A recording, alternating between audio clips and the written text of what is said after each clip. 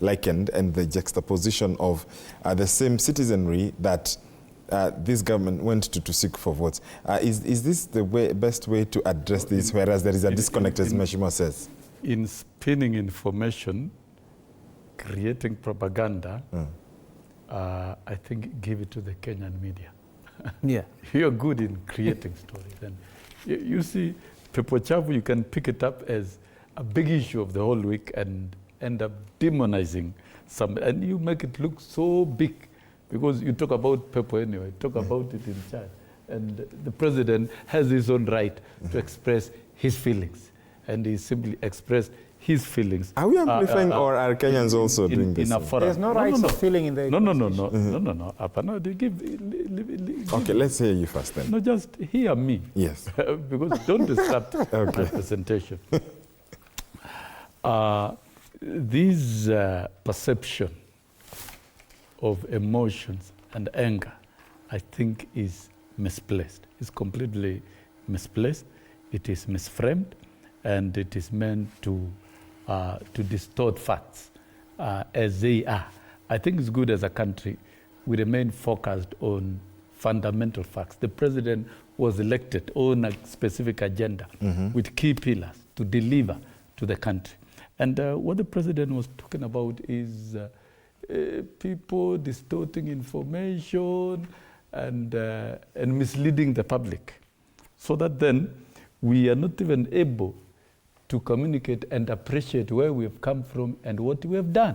That entirely is what the president was talking about.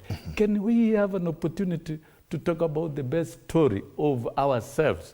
Do you want to tell me that from 2022 up to where we are in 2024, nothing has been delivered by this administration? Surely, very fundamental. If, for example, we examine the 5 pillars, pillar number 1 on agriculture, reinvigorating the production within the agricultural sector, it has been very, very phenomenal. That's a fact for the matter. Really? Yes, a leap and figures. We talk about numbers, and numbers don't lie. If from average of production of 30 million bags of maize, now we are doing 74 million bags of maize, out of one simple thing, subsidized fertilizers. Is that not phenomenal? To an extent that now we don't import maize anymore. We can't import.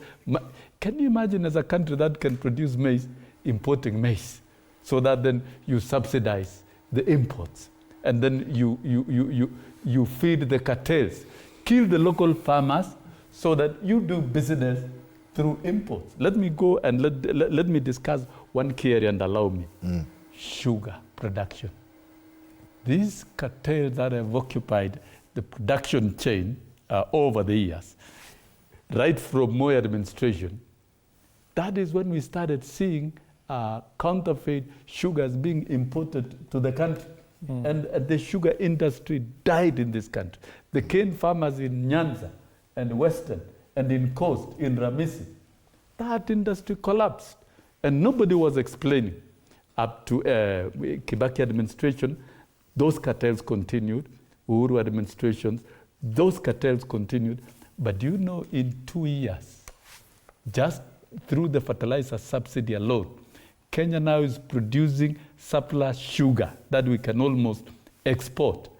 The cane farmers in Western, go check, the cane farmers in Western Kenya and the Nyanza region are now producing double of the production in terms of cane, and they're earning more. Factories are working. Within 2 years, we've solved the sugar problem. We can almost export. Is that not really phenomenal? Because the key agenda of the president and Kenya Kwanza was to reinvigorate the production sector. And you can't even trigger manufacturing and other areas without beginning with agriculture and food production sustainability. So I think the president is at pains, and he's overworking, and he's focused on these key pillars ranging from agriculture, MSME, and ICT, which, of course, you know, we are in the 4th Industrial Revolution. Everything is driven through ICT, and you must open it up and let every Kenyan access that particular platform, the idea of housing and even UHC. Those are major things. Here, you have been talking about the cost of fees and all these. There are two major social services that even the government can provide adequately and qualitatively. You offload the burden from the household. That is education and health. These are the major focus areas of the president. Okay. And you see, you need resources to channel to those particular areas. So I think the president, within himself, in his own heart and in his commitment, has got urgency to deliver these pillars so that Kenyans can experience, can derive the benefits from these key pillars within a short time. And of course, when he criticizes those who are distorting information and trying to disrupt the deliberate agenda to do certain things, to implement certain programs, particularly what he was talking about was expanding Jomo Kenyatta International Airport, because it must grow to a capacity of handling 33 million passengers by 2054. That has to be done through deliberate upgrade of infrastructure. And the question of who does it and how tendering is done has been a big conversation in the country. What if that misinformation, before you come to you, Prof, what if that misinformation and disinformation, even before you proceed for the break, is coming because there is lack of that information? So that then people are forming their own ideas because, and he has complained and he has said about communication, the one that Meshima was talking about. If we all agree that communication is a problem, the agenda is right, the pillars are correct, beneficial to the country, they must be delivered. And if communication is the issue, can we sanitize the communication space? And by sanitizing the communication space, even those who are deliberately distorting, should be handled. And that space should be managed, because we must communicate the right information as citizens, wherever you are. Even if we have to criticize government, and we are a democracy, and this is a government that is open for scrutiny by everyone. And this is a government that is guided by Article 10 of the Constitution, public participation in everything.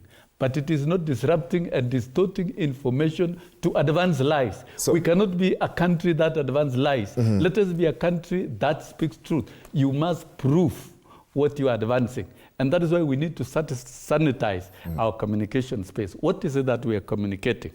Prof and Mesh, allow us to now pay the bills, because we've been holding on this break for quite a minute. Let's pay the bills, and then we'll be able to come back to pick up this conversation and on matters Jamhuri National Job Fair, which is coming up, and it starts